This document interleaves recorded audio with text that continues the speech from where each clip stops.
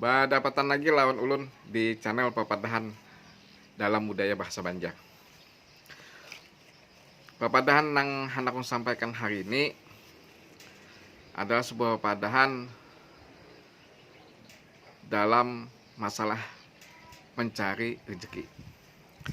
Biasanya papadahan ini disampaikan oleh orang tua kita bahari di masyarakat kita, masyarakat Banjar,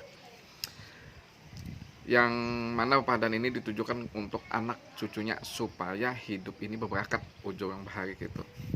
Sehingga dalam mencari rezeki itu harus dilihat baikkah kadakah, melanggar hukumkah kadakah, halalkah kadakah. Nah, berkaitan dengan masalah rezeki ini, mencari rezeki ini, ada satu papadahan dalam bahasa Banjar. Papadahannya berbunyi kayak ini: jangan mengaut nasi di piring nang retak atau titil. Jangan mengaut nasi di piring nang retak atau nang titil tadi, dalam maknanya adalah apabila kita mencari pekerjaan tadi baik, pekerjaan tadi tidak melanggar hukum, pekerjaan apa yang kita lakukan itu halal berdasarkan agama.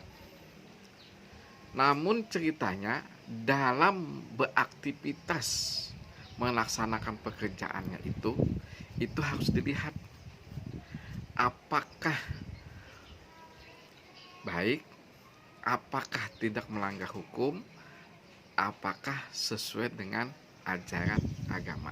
Ini harus diperhatikan baik-baik, sehingga hasil yang didapat dari pekerjaan tadi itu membawa berkah, membawa kenikmatan yang luar biasa, kemudian membawa keselamatan baik di dunia maupun di akhirat. Inilah maksud dari papadahan bahasa Banjar, jangan mengaut nasi di piring retak atau titil.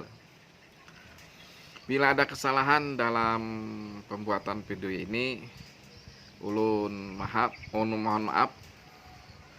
Kemudian bagi yang menyaksikan video ini, ulun ucapkan terima kasih. Mudah-mudahan video ini menjadi referensi bagi mereka yang memperdalami bahasa Banjar. Kemudian untuk lebih memperdalami bahasa Banjar, kita akan lanjutkan kepada video berikutnya tentang papadahan bahasa Banjar. Terima kasih. Assalamualaikum warahmatullahi wabarakatuh.